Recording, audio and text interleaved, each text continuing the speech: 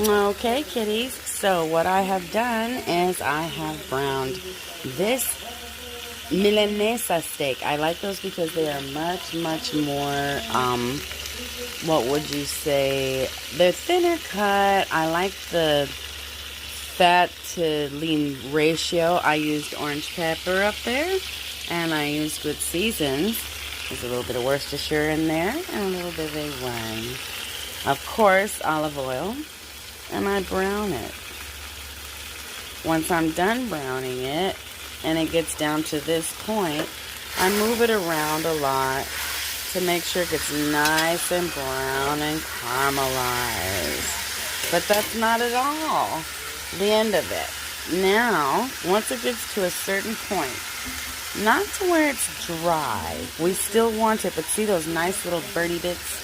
Oh, those are yummy. And later, if you choose to make a gravy, oh, you're going to be so happy for those. Then I add a little bit of water. Now, I should have actually gotten a bigger sear than that. It's supposed to do a kind of thing, which is really nice. This works just as well, but I like the other because I tend to like my meat very caramelized and well done. Now what I'm going to do is put a lid on top of this, and that's going to hold in the juices. Hold on a sec. Once we have our lid, I set it behind me. I've actually cooked 2 of these beforehand. I'm cooking 4 of them, and I tend to store this meat well ahead. I put it in the freezer. My freezer is a disaster right now. But by having these lovely little beef strips just waiting on you, you can stuff a potato with them. I like it with sour cream. You can throw them on top of ramen. I did that with sour cream last night, in fact.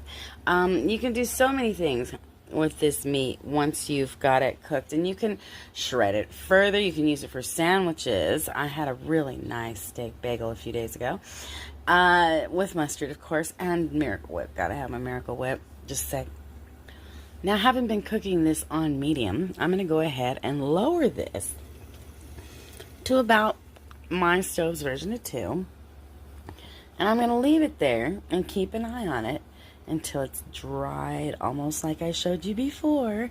But you're going to notice it's a little thicker. There's more meat and meat bits and meat, I don't know what you'd call it, paste, I don't know. It's yummy.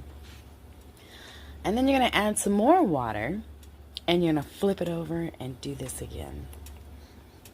By then, just keep doing it until it's tender enough to make the pickiest person happy. Remember, God loves you, and so do I.